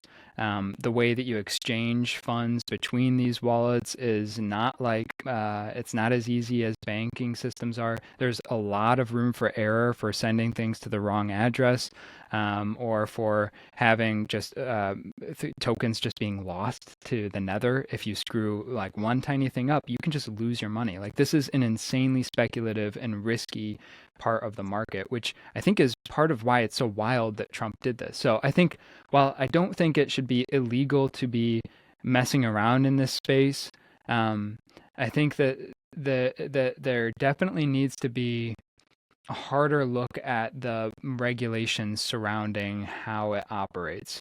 Now, regulation, I don't know how exactly to go about doing that, because I think in financial markets especially, when you craft regulations, oftentimes the bigger players, they're building walls and moats for themselves to be able to play their games and make it harder for other people to play games, not necessarily with the sole purpose of protecting the consumer or the people using it. So long-winded, not illegal to be making meme coins. for the president to own and to be promoting these meme coins, even if he doesn't own it, I'm going to go with not legal again, but a profound disappointment and surprise that is happening in the first place. So I think it's the wrong space to be doing that. And if you don't even know anything about Trump coin, like he mentioned, like if you're super excited about cryptocurrency and the future of that whole industry, fine, promote it and talk about it and maybe do something PR related because this is really going to help humanity and its citizens. And so you make Trump coin to raise awareness and help people get onto the Solana network. Is that why Trump did it? Highly doubt it, especially because he doesn't know anything about it. So I think he's going to get sued up the wazoo for it, but he's probably raised enough money through Trump coin to be able to tackle all of those lawsuits. And so, and I mean, to tie it back to the Supreme Court decision, it doesn't really matter anyways if it's illegal or not legal, because he's gonna put a stamp on it that it's okay. So not illegal. Can I Not also illegal. clarify mine? I'm kind of with Sam as well. I kind of gave a blanket statement of illegal, but I'm kind of on the same length as Sam. So your Like, issue is more with Trump doing it, less with meme coins in general. yeah, like there are presidential financial rules in place. Like, I don't want my politicians being influenced by something that we have no insight into. So I'm fine with meme coins. If people want to blow their money on it and they want to prop up if a celebrity does it, if Will Ferrell's like, I'm going to make a Ferrell coin, if you want to give him money, fine. I don't care. But it should not be involved. Politicians should not. It's like politicians in the stock market. People that can like influence everyday decisions should not be involved in these financial schemes. All right. So I think this is where there's a fundamental like conflict that you're all wrestling with. You're arguing basically for meme coins to need to be regulated similar to stocks. Everyone, like, you're all comparing it to a stock and to something that is traded and controlled and regulated by the government, by the SEC, where there are strict rules around reporting on that thing. There are a lot of rules around the market and liquidity of the market, and like holding to the fact of when are we going to release more or not. Like they can say they're going to do it over the course of 2 years, but sure, they could do it whenever. You're trusting the author of this coin that is their plan, that they're going to hold to it. The reality is, these, in my opinion, are not securities. These things are no different than baseball cards, like was your example. The reason a baseball card has any value is because there is some finite amount of that first edition Mickey Mantle card, and you hope that you have one of them. There's actually no real intrinsic value behind that piece of paper other than the fact that it's in limited supply and that people care to have it, and the market creates the value. These things are no different than that. It is just a digital form of a baseball card. There happens to be 1 billion of them in 200 million in circulation and 1 billion out there, of which everyone knows that there are 1 billion out there. You should take that into consideration when you're buying your baseball card, that there's going to be 800 million more that are going to hit packs in every store in the country, and that may degrade the value of your baseball card. So note that when you pay $50 for the one share of Trump coin, or one Trump coin. I think that people are smart enough and don't need to be told that they can or cannot make a decision to spend the money that is theirs to do that, whether it's because they support him or not, or whatever the reason is, or they just think it's a speculative thing that might go up. The example of gambling was given. Gambling is widely becoming much more legal, and it's a simple decision of something's going to go up or down. It's yes or no question. You can gamble on pretty much anything these days. This thing is no different. And so I don't see why we need to be in a place where we introduce government regulation on meme coins like this. I think you should, maybe like Robinhood should have to like put disclaimer more, maybe another disclaimer or something. But I think the bigger problem is the fact that currently government regulation prohibits people who are not accredited investors from investing in privately held companies like through venture capital funds. That's a good point. You have to have like $100 million You have net to- worth or something. You have to have $1 million net worth or million. make like $250,000 per year. There's different numbers for combined for couples, but I can't go and invest in venture capital if you don't meet those those requirements. But I can go buy any of these coins. Like I think we're regulating the wrong areas, and we're but that's not to say that we need to regulate every single thing that someone could just be buying. The fact is it's like, sure, Robinhood is typically seen as a trading platform for stocks, but also it's just a platform, makes a market. And the market happened to be for Trump baseball cards, and people bought them, and they're going to sell them and buy them and sell them. And it is what it is. Do it at your own risk. I don't need the government involved in it. I wish Trump and Melania would not have done it. I'll say that. It's just cheap. But they were doing. I wish they wouldn't have done it, but they also were selling sneakers throughout the campaign, exactly. and they were Trump selling coins. They were doing all you kinds sell of weird things. first edition books, you sell signed books, you do all these things. The whole reason you do all those things is to create a limited supply of something to drive a value ultimately, and that's no different than what's happening here. So that's my piece. It should be completely legal. I don't have a legal issue with it. Wish you wouldn't have done it because it causes conversations like this to happen when we should be focused on other stuff. But that's I what am I'm saying. curious, you, the listener, if we made a Symposium coin, would you buy it?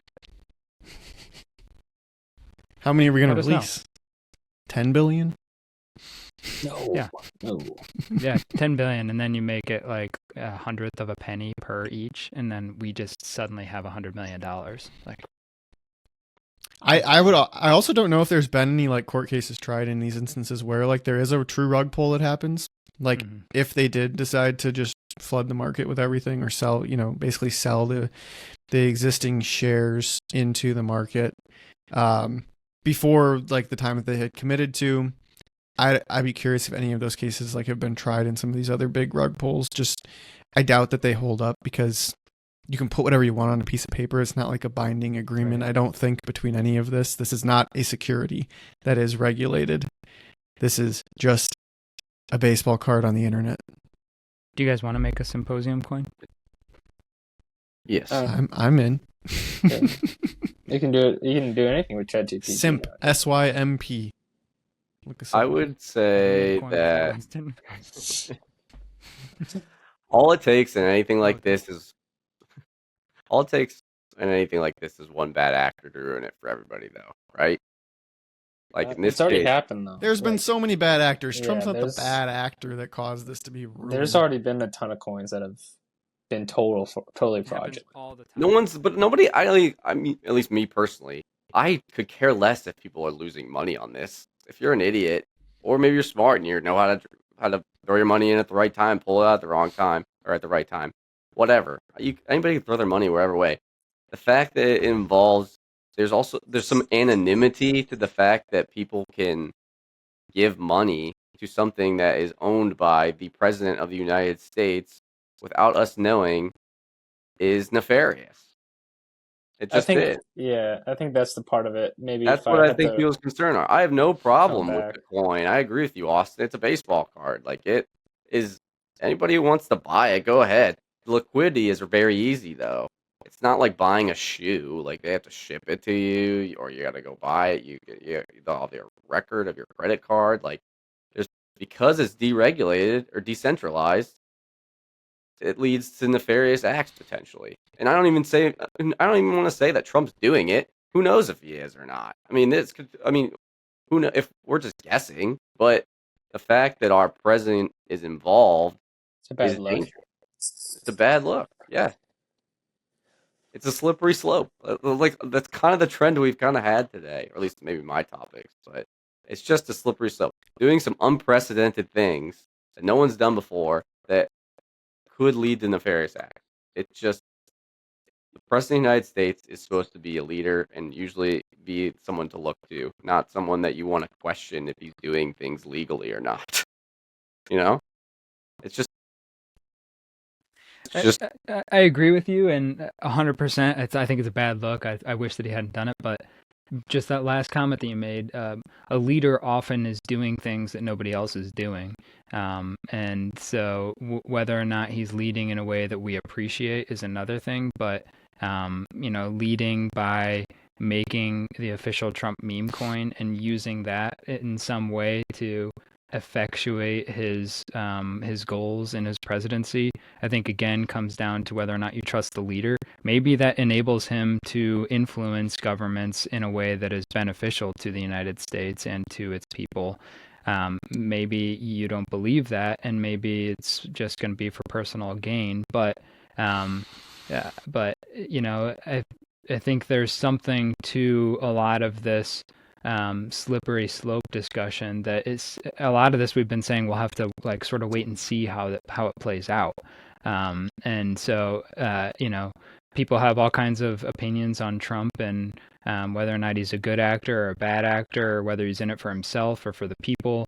But the fact that it's been 2 days since he's been inaugurated, and he's pretty much dominated the majority of this discussion with things that were like, I don't know, it's kind of a little iffy.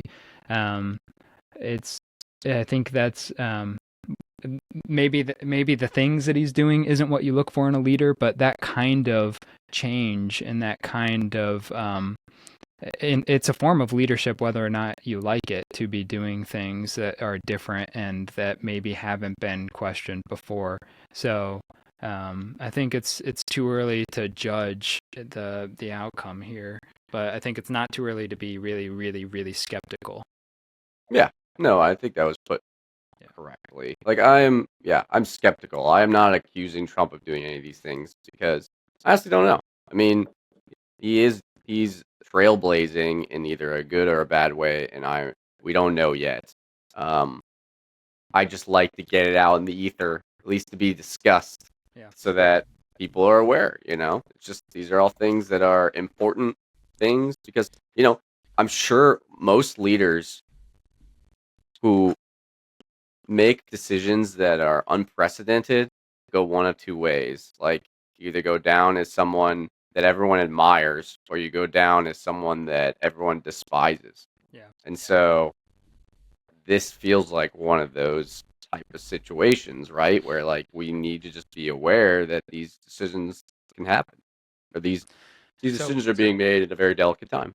Another instance of his leadership, I guess if you want to call it that, was what's the president of SoftBank? What's his name? Masayoshi Son. He was there was a talk about a month ago, and he was like, I'm committing to $100 billion for this AI project. And Trump, while he's on stage, says, well, will you commit to 200 billion? And Masayoshi-san was like, you ask for a lot. I'll see what I can do. And then I saw recently, Austin, this is, I think, pertains to your article. He upped his investment, and he said to Trump, a couple months ago, you asked me to double my investment, and here I am. I've more than doubled it, and this wouldn't be possible without. I think he credited Trump. So a couple of days into his inauguration, and we get this news. Austin, you want to dive into your article? Sure. So basically, SoftBank, Oracle, and OpenAI announced a partnership called Stargate that is going to invest $500 billion into AI over the next 4 years in the United States. They're going to basically, SoftBank's going to allegedly provide the funds. Oracle's going to provide all the infrastructure and like the build out, and then OpenAI provides kind of the models and the engineering behind making the product that will work. This is in many ways, I think, a saving grace for OpenAI to get this huge round of investment to fund the production of their future models, which they were going to need anyway. And then, it's just another huge investment in data center capacity that's going to come online over the next few years. So, pretty wild. I'm skeptical as to like 500 billion is just a number. I don't know that like it's actually not been committed by anyone. So Elon tweeted today that he's got it on good authority that they only have 10 billion actually committed, and then they've gone back and forth. He's not a fan of Sam Altman. It was interesting though, because he kind of like undercut Trump a little bit as Trump was like waving the flag that he sort of made this deal happen. I believe this deal between these three was happening well before Trump and would have probably happened regardless, but Trump got to take the victory lap for it. So that's good for him. But I'm just overall interested in the amount of capital expense that is being deployed into AI, because that's 500 billion over just on that venture. I already mentioned earlier that every other of the big tech companies is committing $80 billion roughly just next year. And so it just becomes a situation where we are spending so much money and hoping that on the other side of it, it means that every other business that's going to rely on these AI systems finds enough value in them to pay for it and offset the cost of all of that capital expense. I don't know if it's going to do it or not. I think that's literally the $1 trillion question. Is will we find enough use cases quick enough to offset the the return on that invested capital that all of these companies are making? Is it overpriced in to the promise of the return? I saw a chart recently with insider sales of public companies, particularly these big tech companies, and it's almost all sales. Like the owners of these companies are selling their shares at a furious rate at like sky high valuations. And so it makes me wonder, Austin, if this kind of announcement is fueling the promise of super high returns and converting that into dollars today through high valuations. And, you sell a bunch of your stock and have a massive personal gain. A couple of years down the road, you say, all right, it's not going to be 500 billion in 3 years. It's actually going to be 100 billion over the next 10 years. And, but you've already cashed out. It's the next CEO's problem. Right. Is another way to say it. Yeah, very, very possible. I think there's like multiple factors that are weighing on this, like this craze. And just a couple of them are, if your competitor is like I said earlier, if your competitor is spending, you have to spend at least the same amount just to keep up. Because if Google says we're spending $80 billion next year, and Microsoft says, we're going to spend 50, Microsoft stock is going to plummet. Yeah. Because everybody's like, well, they're going to lose. So you have to give the impression that you're going to keep up. So that's why they're all kind of aligning, interesting, on that same amount of capital expense next year, not by coincidence. And then the other problem is, if we don't do it, and that's what's being kind of talked about now, is like America has to be the leader. So not only are American companies fighting to be dominant over each other, we have to fight against the world, because the thought is if we do not invest, China is going to invest, and then China is going to own the AI model that we're all afraid is going to take all of our jobs. And then now we all don't work and collect a check from China. I don't know. Crazy. But that's like, I think you're in this situation where we're fighting on so many fronts to win, that ultimately you might like get ahead of your skis and fall over. So is this contract? Wait, so this deal is a U.S. government deal? With this deal is SoftBank is committing basically $500 billion to fund the build out of these data centers and of the technology that is powered by OpenAI models and by Oracle's like So it's an cloud infrastructure, database and kind of an build out. infrastructure It's an deal. infrastructure move that like is being thought of as great for the United States, because the more AI infrastructure we can build, the better off we'll be overall So it's at not for winning. utilization by the U.S. government. It's like an infrastructure so that Well, I'm we sure the can government will lead. be a customer, Yes, but yeah. it'll be a wink, wink. Like you'll help us out when we need it, but it's more of an infrastructure bill or infrastructure deal so that we, as the United States, can lead the way in AI, and so like all these companies that want to build AI have the opportunity, and we have the infrastructure to do so. Yeah. Exactly. Okay. Interesting. So I mean, like that's definitely a good thing. I would think. I would like. I mean, I know we've been all poo-poo on AI, and we didn't talk about the benefits much, but um, it seems like that's moving in the right direction. That we should be investing in AI. Who knows? Like you said, if the amount is correct, but I would like, in terms of just investing in infrastructure, I'm always a fan. Um, hopefully, we're not wasting our money. I know that no one really trusts our government with appropriating our funds, but correctly. But um, I I think that's moving in the correct direction. If if all these companies are going to start using AI, we would need to have the infrastructure in place so that we can do so.